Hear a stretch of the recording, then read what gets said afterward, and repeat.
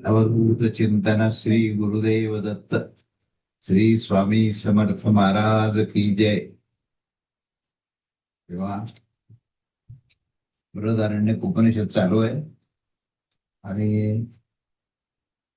त्याच्यामध्ये चौथा अध्याय चालू आहे. चौथ्या अध्यायातलं चौथं ब्राह्मण. चौथ्या ब्राह्मणामध्ये आपण मागच्या वेळेस तिसरा मंत्र घेतला होता. त्याचा आशयात्मक आणि अर्थ असलेला जे संक्षिप्त पुनरावृत्ती करून आपण चौथ्याव्या मंत्राकडे वळूया. तेव्हा तिसऱ्या मंत्रामध्ये विषय असा होता की देहांतर गमनामध्ये जोक म्हणजे जो त्याचा गवतावरचा जो किडा आहे त्याचा दृष्टांत दिलेला आहे की त्याचं स्थलांतर कसं कसं होतं हे त्याच्यामध्ये दिलेलं आहे. तेव्हा आपण त्याचा अर्थ असा होता की ज्या प्रकारे तृण म्हणजे गवत, हा गवती किडा जो आहे हा तृणाच्या शेवटच्या टोकापर्यंत पोहोचून दुसरा तृणरूप आश्रयास पकडतो व आपल्याला शोषून घेतो.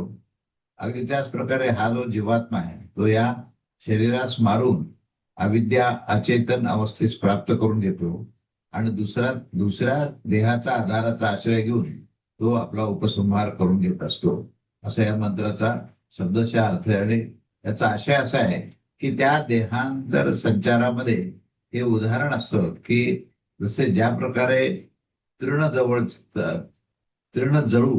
तृणजळू नावाचा जो कीटक आहे तर तो गवतावर चालणारा असा तो गवती किडा आहे. तो गवताच्या अंतास म्हणजे गवताच्या अगदी शेवटच्या टोकापर्यंत तो जातो आणि त्या अंतिम भागावर पोहोचून तो दुसऱ्या तृणरूप जे काही टोक असेल त्याच्यावर आक्रमण करून तो आक्रांत केला जाईल. आणि त्या आक्रमण म्हणजे आधाराचा आश्रय घेऊन आपणास अर्थात आपल्या पूर्ववयास पूर्वीच्या अवयवाच्या स्थानामध्ये शोषून घेतो आणि तो गवती किडा जो आहे तो अगदी शुष्क होऊन जातो.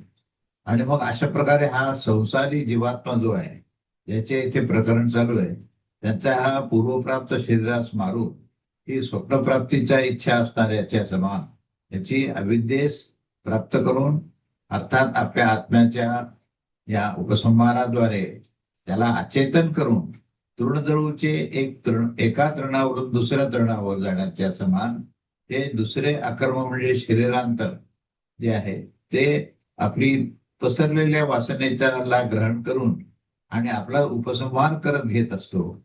अर्थात त्याच्यामध्ये आत्मभाव करायला लागत असतो. ह्यामध्ये हा जो स्वप्नामध्ये देहांतरास आरंभ करत असतो अगदी त्याच प्रकारे हे स्वप्न देहांतरस्थ जो जीव आहे त्या जीवाच्या समान हा शरीर आरंभ देशामध्ये अर्थात आरंभ केलेल्या जंगम आणि स्थावर देहात तो आत्मभाव करण्याचा तो प्रयत्न करत असतो. त्याचा कर्मवश इंद्रिय देखील ही वृत्तीयुक्त होऊन ही संघटित होऊन जात असते आणि कृश मृतिका स्थानीय बाह्य शरीराचे देखील त्याला आरंभ होत असतो. आणि नंतर त्यामध्ये जे इंद्रिय विवाहाच्या अपेक्षेने वाघादी इंद्रियाचे जे उपकार आहे ते उपकार जे आहेत ते सुद्धा उपकार करण्यासाठी अग्री आदी देवता यांचा आश्रय घेतो. हाच या देहांतर आरंभाचा विषय आहे. म्हणजे तो एका देहातून दुसऱ्या देहात जातो. इथे त्याने त्या तृणावरचा किडा दाखवलाय तो एका गवतावरून दुसऱ्या गवतावर जातो आणि पहिल्या गवतावर असतानाच तो शुष्क होतो अतिशय. तो स्वतःच मधला जो काही ऊर्जा असते ती ऊर्जा पूर्ण शून्य पातळीवर आणून तो दुसऱ्या गवतावर जातो आणि पुन्हा एकदा त्याला त्या दुसऱ्या गवतावरून जी काही शक्ती प्राप्त होते तर पुन्हा तो ताजा तवाना होतो, पुन्हा नूतन देह धारण करतो. तसाच हा जो जीवात्मा आहे हा जीवात्मा हा नेहमीच एका देहातून दुसऱ्या देहात जात असतो. भगवद्गीतेमध्ये याच्याबद्दल दिलेलं आहे की तो एक देह सोडून दुसऱ्या देहात जातो.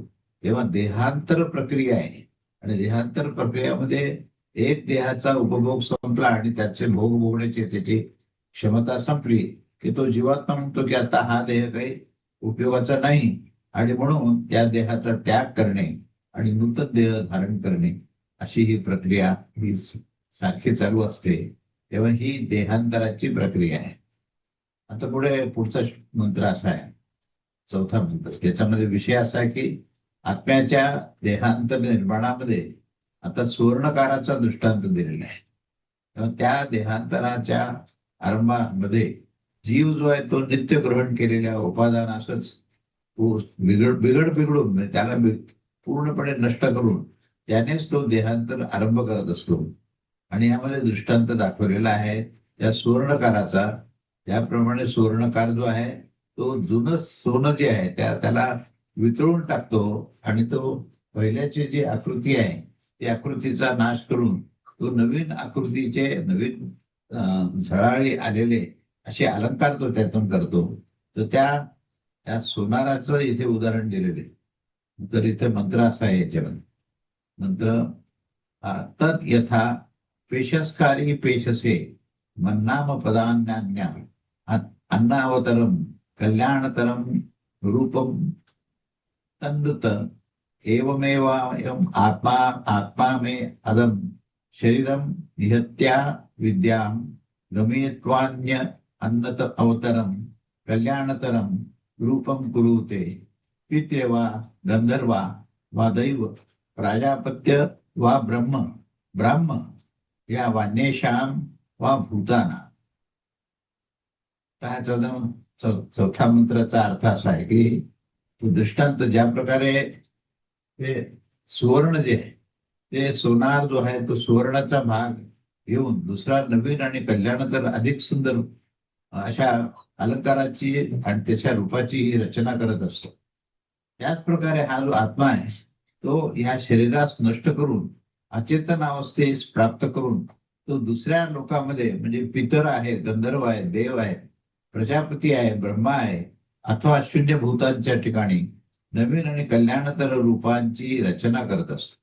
म्हणजे इथे तुलना काय केली आहे की जो विशेषकार किंवा सांगितलं आहे की जो सुवर्णकार आहे तो सुवर्णकार त्या जुनं झालेलं सोनं आहे त्याचं नूतनीकरण करतो आणि त्याच्यामध्ये नूतन अलंकार त्याप्रमाणे करतो. अगदी त्याच प्रकारे जीवात्मा जो आहे त्याचं जे जुनाट आणि जे काही जीर्ण झालेला जो देह आहे त्या देहाचा त्याग करून तो नूतन देह धारण करतो आणि ज्या प्रकारची त्याची इच्छा असते अगदी त्या प्रकारच्या त्या इच्छेची परिपूर्त करण्याकरता त्या इच्छेप्रमाणे त्याला लोकप्राप्ती होते. मग त्याने विविध लोकांचं नाव दिलेलं आहे किंवा ते पितर लोक असतील किंवा गंधर्व लोक असतील आणि यक्ष लोक असतील किंवा त्याच्याही वर जे आहे ते देवलोक असतील, ब्रह्मलोक असतील. तर असे विचित्र वेगवेगळ्या प्रकारचे जे काही पातळी आहेत त्या वेगवेगळ्या पातळीवर असलेले जे लोक आहेत त्या लोकांचा आश्रय कशा करता घेतो की त्याच्या त्या वासना त्या तृप्त होण्याकरता तसे तसे देह त्याला मिळणं आवश्यक आहे आणि त्या प्रकारचे देह या विविध लोकांमध्ये त्याला प्राप्त होतात. म्हणून तो या भूलोकातून जाऊन अन्य अन्य लोकांमध्ये तो अन्य लोकांच्या अनुसार तो देह धारण करून तिथे भोग प्राप्त करत असतो. अशी ही त्याची परिस्थिती आहे. तेव्हा या मंत्राचा आपण आशय पाहूया.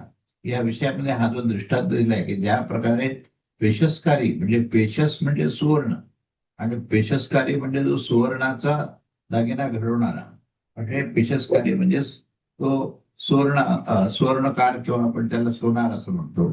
तर तो सोनार आणि सोनं याच्याशी संबंध असलेला तर तो सोनार काय करतो की त्याशी बनविलेले ते पेशस्कारी जे सोनार आहेत ते पेशस अर्थात सुवर्णाच्या मात्रेचा अपादान अपच्छेदन अर्थात ग्रहणकार पूर्वरचना विशेषाने भिन्न दुसऱ्या नवीनतर आणि कल्याणाने देखील हे कल्याणतर रूप असं तो बनवत असतो.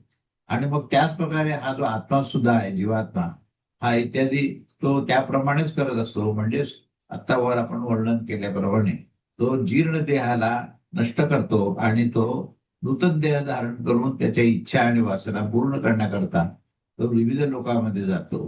हा त्याचा पूर्ववत भाग आहे. तेव्हा आत्म्याचे नित्यग्रहित जे पृथ्वीपासून आकाशापर्यंत सुवर्णस्थानीय 5 भूत आहे आणि ज्याची द्वेवाव म्हणजे द्वेवाव ह्या ब्राह्मण रूप आहे हे ज्ञानाने युक्त असलेले ज्या काही रुचा आहेत तर त्या वाक्याचा चतुर्थ प्रपाठकची व्याख्या त्या ठिकाणी केली आहे की त्यांनाच तो बिघडून म्हणजे नष्ट करून टाकतो त्या देहाला आणि मग दुसऱ्या देहांतरास अर्थात पूर्वीपेक्षा नवीन आणि कल्याणतर रूप धारण करून तो संस्थान विशेष म्हणजे देहांतरास रचून रचून घेत असतो. मग त्यात पित्र म्हणजे जो पितरासाठी उपयोगी, अशा पितर लोकांच्या उपभोगासाठी योग्य होईल. गंधर्व जे गंधर्वांच्या साठी उपभोग घेण्यासाठी योग्य असतील, अशा प्रकारे देवतांच्यासाठी उपयोगी दैव, प्रजापती इत्यादीच्यासाठी उपयोगी प्राजापत्य, आणि जे ब्रह्माचे आहेत, जे बाह्य शरीराची आणि ह्या प्रकारे कर्म आणि ज्ञानाच्या अनुसार तो अन्य भूतांचा संबंध ह्या शरीरांतराची रचना करून घेत असतो. अशा प्रकारे ह्या भिन्न भिन्न या जीवात्म्याचा हा भिन्न भिन्न लोकांशी संबंध त्याच्या इच्छेच्या अनुसार होत असतो, आणि तो त्या इच्छा पूर्ण करण्याकरता नूतन देह धारण करून तो त्या लोकांमध्ये तो काही काळ राहतो, तोपर्यंत त्याची इच्छा तृप्त होत नाही, असा या मंत्राचा पूर्ण आशय आहे. त्याच्यानंतर पुढे आता हा जो आत्मा आहे म्हणजे शुद्ध आत्मा, तो कसा आहे तर सर्वत्र सर्वमय आहे, आणि सर्वमय आत्म्याची ही कर्मानुसार विविध गतीचं हे निरूपण केलेलं आहे ह्याच्यामध्ये. या आत्म्याचे जे बंधन संज्ञक उपाधिरूप पदार्थ आहेत आणि ज्यांच्याशी संयुक्त होऊन हा तद्रूप होऊन जात असतो असं समजले जात आहे, तर त्या पदार्थाचा येथे एका जागी एकत्रित करून निर्देश केला जातो आहे. तो हा 5वा मंत्र आहे. त्या 5वा मंत्र चतुर्थ अध्याय, चतुर्थ ब्राह्मण आणि 5वा मंत्र असं आपण आता पाहूया. मंत्र असा आहे, स वा अयमात्मा ब्रह्म विज्ञानमयो मनोमय प्राणामय चक्षुर्मय श्रोत्रमय पृथ्वीमय आपोमय वायुमय आकाशमय तेजोस्मयो तेजोमय काममय क्रोधमयो या धर्ममय सर्वमय स्थित तदेतत् तदी तन्मयो दोमय इति यथाकारी यथाचारी तथा भवती माधुकरी साधुर्भवती पापकरी पापो भवती पुण्येन कर्मणा भवती आणि पापः पापेन यथो खल्वामुः काममयः एवायं पुरुष इति स यथा कामो भवति तत्क्रांतुर्भवति यत्क्रांतुर्भवति तत्कर्म कुरुते यत्कर्म कुरुते तदभिसंपन्नते. असा हा 5वा मंत्र आहे. तेव्हा या मंत्राचा हा शब्दशः अर्थ काय ते पाहू आणि आशयाकडे जाऊ. तेव्हा त्याचा अर्थ असा आहे की तो हा ब्रह्म, हा आत्मा ब्रह्म आहे, आणि हा विज्ञानमय, मनोमय, प्राणमय, चक्षुर्मय, श्रोत्रमय, पृथ्वीमय, जलमय, वायुमय, आकाशमय, तेजोमय, अतेजोमय, काममय, अकाममय, क्रोधमय, अक्रोधमय, धर्ममय, अधर्ममय आणि सर्वमय आहे. असं जे काही हे इदममय प्रत्यक्ष आणि अधोमय म्हणून परोक्ष अशा प्रकारचं तेच आहे. तो जसे करणारा आहे, जसे आचरणवाला आहे, तसेच तो होऊन जात असतो. आणि पापकर्मी पापी होत असतो पुरुष, आणि पुरुष जो आहे तो पुण्यकर्माने पुण्यात्मा होत असतो. पापकर्मी पापी होत असतो, आणि कोणी कोणी म्हणतात की हा जो पुरुष आहे तो काममयच होत असतो. तो जसा कामनावाला होत असतो तसाच संकल्प करत असतो, आणि जसा संकल्पवाला होत असतो तसेच तो पुन्हा कर्म करत असतो, आणि त्याला तसेच ते फल प्राप्त होत असते. असा मंत्राचा शब्दशः अर्थ आहे. तेव्हा आता याचा आशय काय? तेव्हा याचा आशय असा आहे की जो आत्मा अशा प्रकारे संसारित होऊन इहलोक आणि परलोकामध्ये गमनागमन करत असतो, तो तर हा परब्रह्म परमात्माच आहे, जो की क्षुधा पिपासादरी धर्माच्या पलीकडे आहे. आणि तो विज्ञानमय, विज्ञान कशाला म्हणतात? विज्ञान बुद्धीच म्हणतात. आणि त्यानेच तो उपलक्षित होणारा अर्थात तन्मय होऊन जात असतो. आणि त्याच्या या विषयामध्ये तर हा आत्मा कोण आहे? तो या प्राणामध्ये विज्ञानमय आहे. आणि असं सांगितलंय की विज्ञानमय अर्थात विज्ञानमय ग्राह्य, कारण की ध्यायतीव लेला येतीव इत्यादी वाक्याने याचे विज्ञान धर्मत्व प्रतीत होत असते. त्याच प्रकारे तो मनोमय असतो. मनाची सन्निधीच्या कारणाने ते मनोमय असतो, आणि प्राणमय असतो. प्राण 5 पृथ्वीवर आहे. तन्मय आणि त्याच्यानेच तो तन्मय होत असतो. त्याचे की तो चेतन चालताना पाहिला जात असतो. आणि रूपदर्शनाच्या वेळी तो चक्षुर्मय असतो व शब्द ऐकण्याच्या वेळी तो श्रोत्रमय असतो. अशा वेळी त्या त्या इंद्रियाच्या व्यापाराचा प्रादुर्भाव होत असतो आणि त्याच्या त्या प्रादुर्भाव होण्यावरच तो तद्रूप होत जात असतो. अशा प्रकारे बुद्धी आणि प्राणाच्या द्वारे तो चक्षु आणि इंद्रियमय होऊन शरीराम पृथ्वी आदी भूतमय होऊन जात असतो. आणि या समयी त्या पार्थिव शरीराचा आरंभ होण्यावर पृथ्वीमय होऊन जात असतो आणि वरुणादी लोकांमध्ये जलीय शरीराचा आरंभ होण्यावर जलमय होत असतो. परंतु वायुमय तो होत असतो. वायुमयच तो खरा अर्थ, खरं स्वरूप त्याचं वायुमयच असतं. आणि आकाश शरीराचा आरंभ होण्यावर आकाशमय होऊन जात असतो. अशा प्रकारे हे जे देव शरीर तेजस आहे याचा आरंभ होण्यावर तो तद्रूप अर्थात तेजोमय होऊन जात असतो. याच्याही पेक्षा भिन्न पशु आदीचे शरीर आणि नारकीय जीवांच्या तथा प्रेतादीच्या शरीरात अतेजोमय लक्षणे असतात. त्यांच्या हे अपेक्षेने श्रुती सांगत असते की अतेजोमय हा अशा प्रकारे हा आत्मा देहेंद्रिय संघातमय होऊन जात असतो आणि अन्य प्राप्तव्य वस्तूस पाहताना हे मी प्राप्त करून घेतलेले आहे आणि ते मला प्राप्त करावायचे आहे अशा प्रकारे विपरीत ज्ञानयुक्त होऊन याची काममय स्थिती होऊन जात असते. आणि त्या कामनेमध्ये दोष पाहिल्यावर जेव्हा या त्या तत्संबंधी अभिलाषा त्याची निवृत्त होऊन जात असते तेव्हा चित्त हे प्रसन्न निष्कल्मश अर्थात शांत होऊन जात असतो. या कारणाने तन्मय अर्थात आकाशमय तो होऊन जात असतो. अशा प्रकारे कोणाच्या द्वारे त्या कामनाचा विघात होण्यावर ते काम क्रोधरूप परिणत होऊन जात असतात आणि ह्या कारणाने तद्रूप होऊन तो क्रोधमय होऊन जात असतो. तो तो क्रोध केवळ कोणत्या तरी उपायाने निवृत्त होऊन जात असतो. तेव्हा चित्त जे आहे ते प्रसन्न आणि अनुकूल होण्यावर त्यास अक्रोध असं म्हटलेलं आहे. त्या कारणाने तो अक्रोधमय होऊन जात असतो.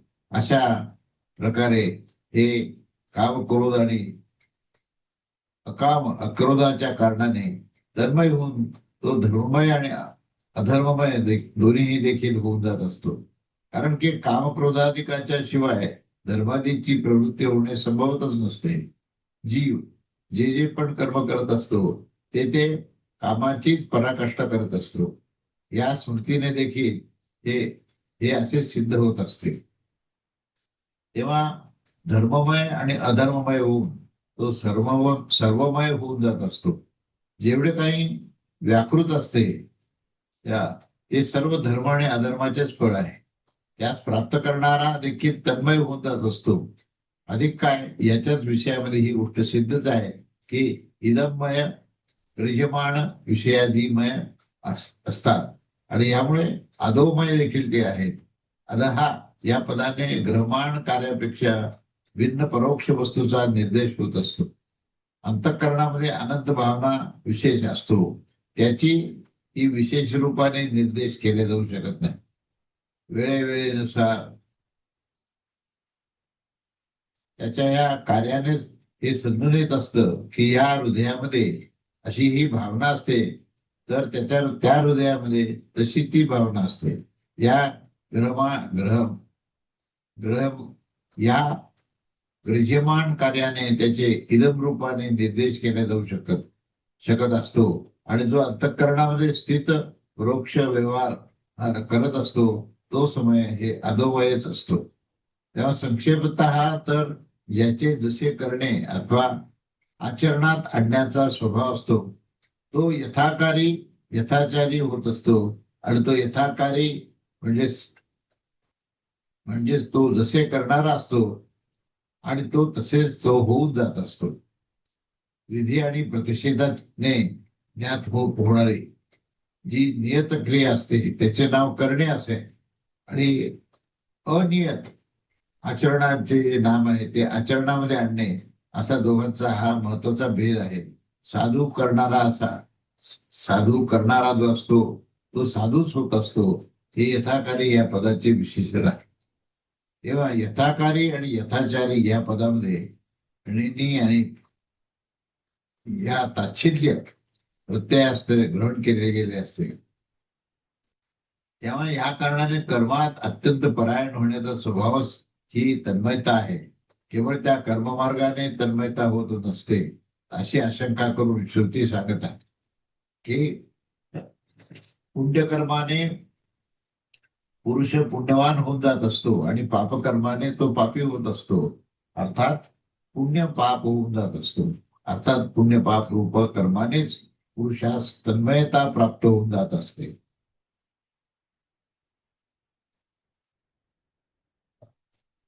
त्यास तशा तसा प्रकारचा स्वभाव होण्याच्या अपेक्षेने तो राहत असतो. तच्छिल्य म्हणजे तसा स्वभाव. तसा स्वभाव होण्यावर तर तन्मयतेची अधिकता होत असते. इतकेच अंतर आहे. अशा स्थितीमध्ये कामक्रोधादी पूर्व पुण्य अथवा अपुण्याचे आचरण करणेच हे जीवात्म्याचे सर्वमयत्वाचा हेतू आहे. त्या संसाराचे ते कारण असते. आणि एका देहातून दुसऱ्या देहास ग्रहण करत असतात म्हणून पुण्य आणि पाप हे संसाराचे कारण आहे. आणि ह्यांच्या विषयामध्ये विधी आणि प्रतिषेध हे होतच असतात. आणि हे शास्त्राची सफलता आहे.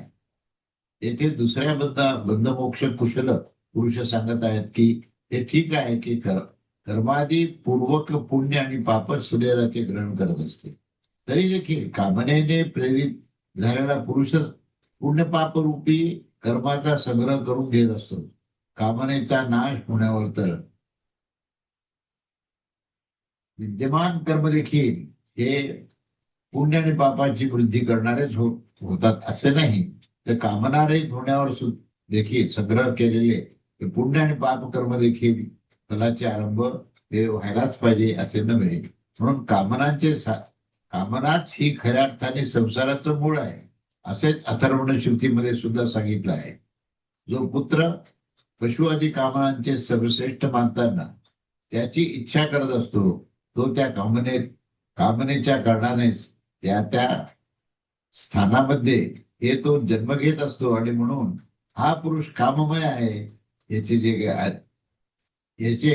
जे अन्यमयत्व आहे ते विद्यमान राहताना देखील त्याचे या सर्व सर्व सर्वमयत्वाचे कारण नसते. याने श्रुती निश्चय करत आहे की तो कायमचेच आहे. कारण की हा काममय होत नशी कामनेने युक्त अर्थात यथा काम होत असतो. आणि म्हणजे तत्क्रतू होत असतो. थोडीशी अभिलाषा मात्रामध्ये अभिव्यक्त झालेली ते कामनामध्ये ज्या विषयात तो होत असतो ती त्याच्यापासून क्षतिग्रस्त न होता स्फुट होण्यावर कृतरूप होऊन जात असते. क्रतू अध्यायवास व निश्चयास म्हणत असतात. ज्याच्या मागे क्रियेची प्रवृत्ती असते. क्रियेची ही प्रवृत्ती त्यातूनच प्राप्त होत असते. तेव्हा हा यत्क्रतू होत असतो. अर्थात त्या कामनेचे कार्यरूप ज्या प्रकारचे कर्तृने हा युक्त होत असतो तेच कर्म होत असतो. आणि या ज्या विषयास घेऊन तो कृती होत असतो त्याचे फळ जे आहे ते सिद्ध करण्यासाठी जे योग्य कर्म होत असते त्यासच हे त्या योग्य कर्म करत असते तसे कार्यच हे करत असतो.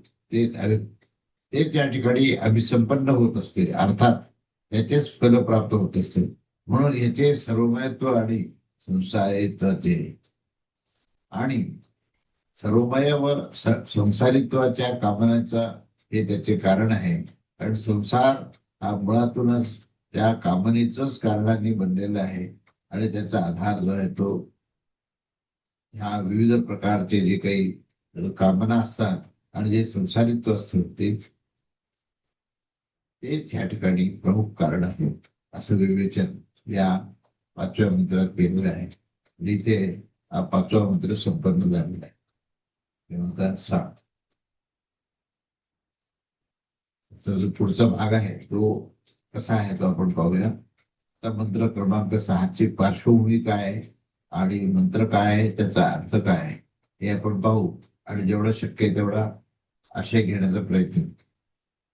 तेव्हा आता पुढचा भाग. कामनेच्या अनुसार शुभ अशुभ गती आणि निष्काम ब्रह्मज्ञाचे मोक्षाचे निरूपण असा हा विषय आहे. तेव्हा कामनेच्या अनुसार ही गती कशी असते, तर त्या कामनेच्या अनुसार असते.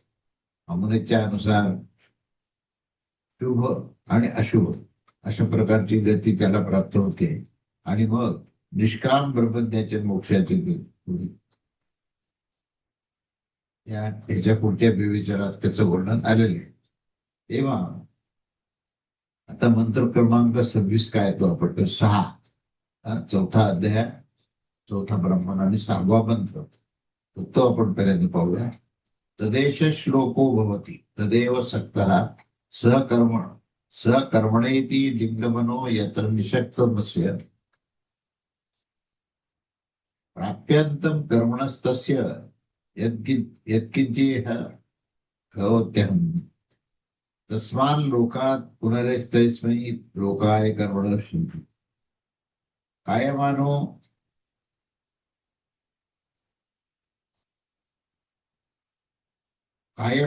यथा काम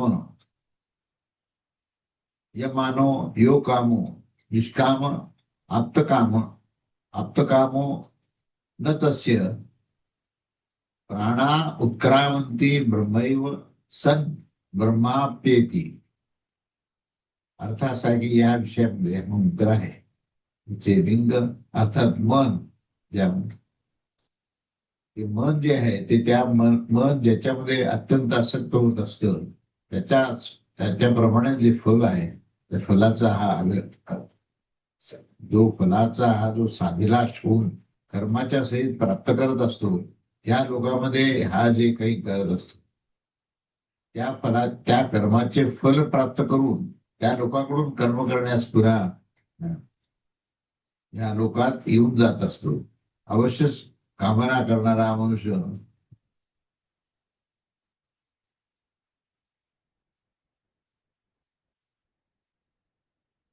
कामना करणारा पुरुषच असं हे करत असतो. तेव्हा जो कामना न करणारा पुरुष काय, त्याच्या विपरीत त्याची काय स्थिती आहे. कामना करणाऱ्या पुरुषाचं वर्णन केलेलं आहे आतापर्यंत.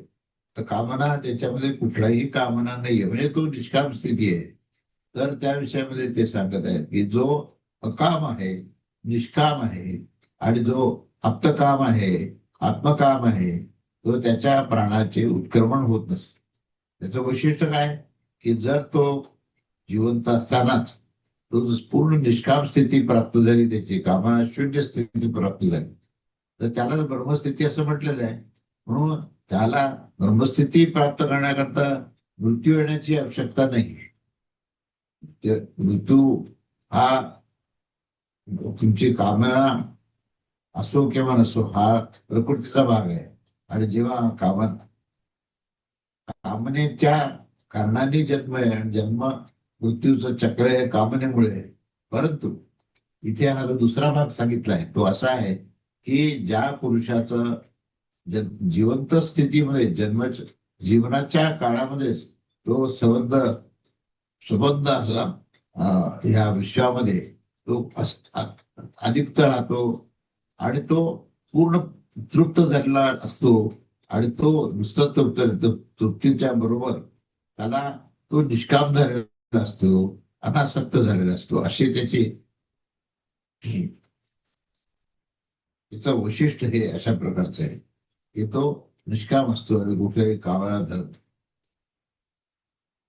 असं हे वर्णन आहे. तेव्हा आता आपण या मंत्राचा दोन्ही बाजू पाहिल्या की ज्यांच्यामध्ये इच्छा आहे त्यांची काय स्थिती आहे त्यांच्या आणि ज्यांच्यामध्ये पूर्ण निष्काम भाव आहे तर तो ब्रह्मस्थितीमध्ये कसा आहे याचा आपण अर्थ आपण पाहिला. तेव्हा या अर्थाचा हा जो श्लोक आहे त्या श्लोकाची सगळी त्या पूर्ण श्लोकाच्या ह्या दोन्ही बाजू आपण इथे विवेचित केलेल्या आहेत. तेव्हा आता ह्या 6व्या मंत्राचा आशय काय ते आपण पाहूया. तेव्हा या आशयाला धरूनच आता पुढचं खूप विस्तार असं विवेचन आहे, ते किती आपल्याला सांगता येईल ते आपण प्रयत्न करू. तेव्हा आशय चौथा अध्याय, चौथा मंत्र आणि 6वा श्लोक. तर त्या विषयामध्ये हा श्लोक अर्थात हा मंत्र देखील आहे.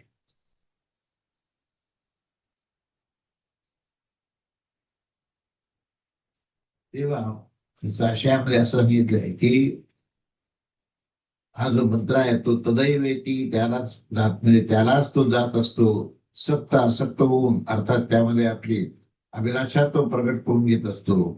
आणि मग कशा प्रकारे करतो तर कर्माच्या सहित, अर्थात ज्याच्या ज्या कर्मास त्याने फलासक्त आणि फलासक्त होऊन ह्या कर्मासहितच तो फलाची प्राप्ती केली जात असेल तर तो प्राप्त करून करून घेणारा असा कोण आहे. तर तो लिंगमन आहे, लिंगदेह आहे, मनप्रधानता आहे. या कारणाने मनास लिंग असं म्हटलेलं आहे. अथवा ज्याच्याद्वारे लिंगन अवगमन हे होत असतं आणि ज्याच्या साक्षीने ते जातो जाणत असतो त्यालाच लिंग असं म्हटलेलं आहे. तेव्हा या संसारिकाचे हे जे मन आहे हे मन ज्याच्यामध्ये निशक्त निश्चयरूप सक्त, अर्थात या उद्भाता अभिलाष होत असतो, म्हणजे आपली अभिलाषा प्रकट करत असतो. त्याची अभिलाषाचे ने युक्त होऊनच त्याने ते जे कर्म आहे ते कर्म केलेले असते. आणि यामध्ये अर्थात या चित्ताच्या आसक्तीचे कारणच त्या कर्माचे त्या फलाची प्राप्ती होऊन जाते. हेच त्याचं कारण आहे. आणि ह्याने हे सिद्ध होऊन जातं की कामच हे हे संसाराचं मूळ आहे. म्हणून ज्याची कामना निवृत्त होऊन गेली आहे तो ब्रह्मवेत्ता होतो.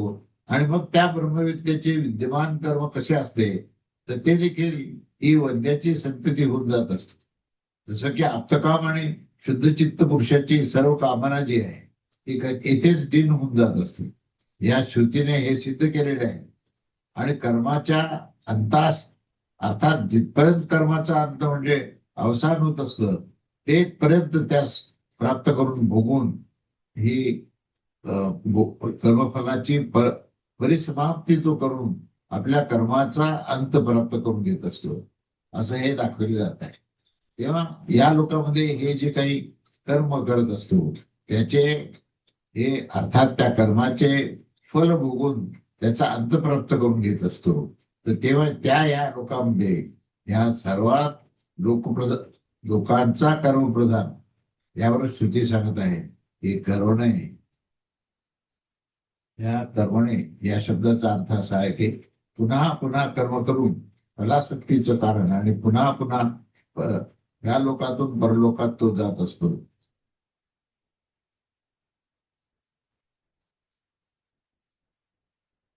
अशा प्रकारे जो कामना करणारा असतो ना तर तो संसार बंधनास प्राप्त होतच असतो. कारण की कामना करणाराच अशा प्रकारे संसारित होत असतो. तो कधी संसार बंधनात पडतो म्हणजे नुसता तो बंधनात जरी पडत असला तरी ब्रह्मस्थितीमध्ये तो संसार बंधनात खऱ्या अर्थाने राहत नाही. फलासक्तीची गती तर दाखवूनच दिली आहे की जो निष्काम आहे त्याची क्रिया जी आहे ती संभव न होण्याच्या कारणाने कामना न करणारा पुरुष तर तो सदैव मुक्तच होऊन जात असतो. परंतु जीव जो आहे तो कामना न करणारा कसा काय होऊ शकतो. जो अकाम होत असतो तो कामना न करणारा असतो. जो अकामता कसा असतो तर त्यावर दाखवलं जात आहे की जो निष्काम आहे, अर्थात ज्याच्या कामना निघून गेलेल्या आहेत, तो पुरुष निष्काम म्हणला जात असतो. आणि कामना कशा प्रकारच्या निघून जातात तर तो जो आप्तकाम होऊन जात असतो, अर्थात ज्याचे सर्व कामना प्राप्त करून घेतलेली आहे म्हणून तो तृप्त झालेला आहे, तर तो आप्तकाम आहे. आणि तो आप्तकाम असतो त्यासच कामना रहित असं म्हटलेलं आहे की त्या ठिकाणी कुठल्याही कामनेचं त्या ठिकाणी असणं हे संभवच नाहीये. तर कामनाची प्राप्ती कशी होत असते तर आप्तकाम होण्याने ज्याच्या कामनेचा विषय हा आत्माच होऊन जातो आणि कोणत्या तरी अन्न वस्तू रूप पदार्थ तो होत नसतो. अशा वेळेस त्याला आप्तकाम असं म्हटलं. कारण बाकी सर्व प्रकारच्या ज्या इच्छा आणि कामना आहेत या परिपूर्ण झालेल्या आहेत.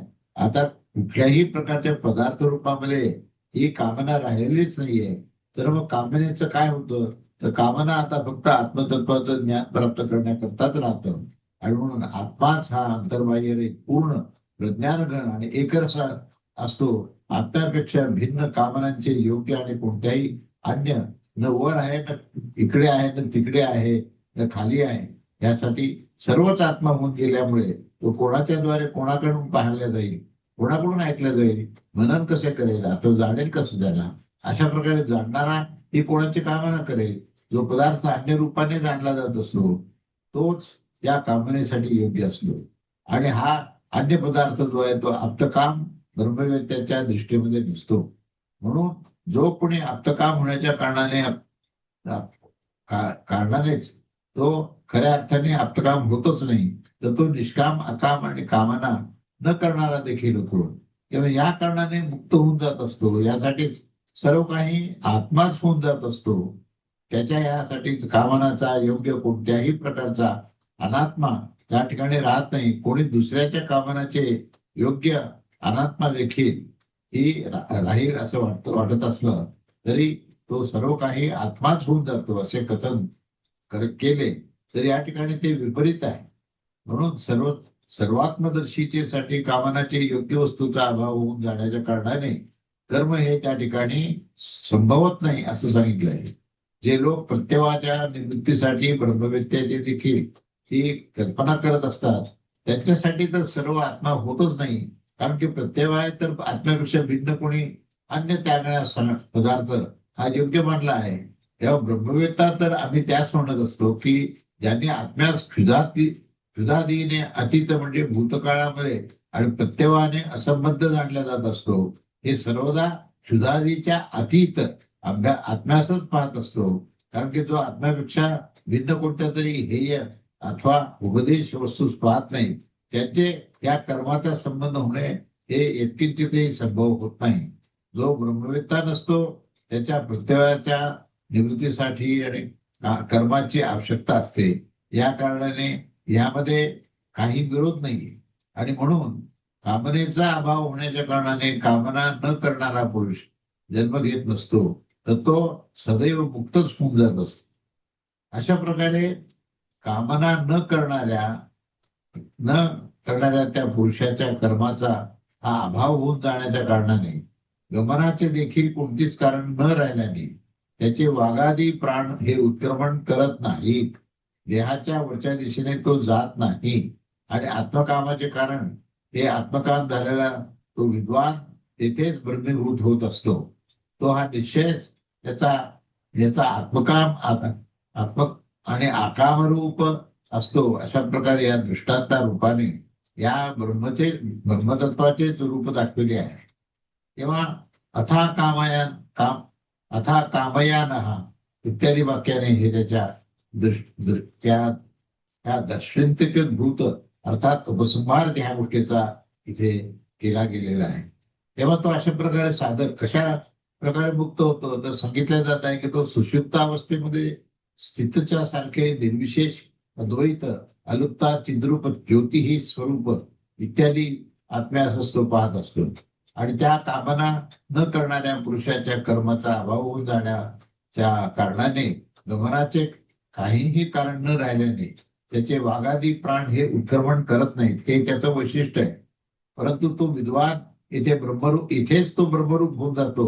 तर त्याला देहवासाने देहावाना म्हणजे देहत्यागासारखा त्या ठिकाणी तो दिसून येत नसला तरी परंतु तो ब्रह्मस्वरूप होऊन जातो आणि तो ब्रह्मास प्राप्त करून घेत असतो. अशी ही त्याची ब्रह्मस्वरूपता आहे. आणि त्याचं वैशिष्ट्यच असं दिलेलं आहे की जो ह्या जिवंत असताना जीवन चालू असताना निष्काम अनासक्त स्थितीमध्ये ज्या वेळेस तो कुठल्याही प्रकारचं कर्म करण्याचा त्याचा हेतू राहत नाही त्यावेळेस तो ब्रह्मस्वरूप होतो. आणि इथेच तो जीवन चालू असतानाच तो ब्रह्मस्वरूप होतो. हे याचं वैशिष्ट्य सांगितलं आहे. तेव्हा ह्या ब्रह्मस्वरूप जीवात्मा हा जीवभाव नष्ट करून ब्रह्मभाव त्या ठिकाणी आत्मभाव निर्माण होतो. अशा स्थितीचं त्या ठिकाणी हे वर्णन केलं आहे. तेव्हा याचा पुढचा भाग जो आहे तो पुढच्या रविवारी आपण बघूया. अवधूत चिंतन श्री गुरुदेव दत्त. श्री स्वामी समर्थ महाराज की जय.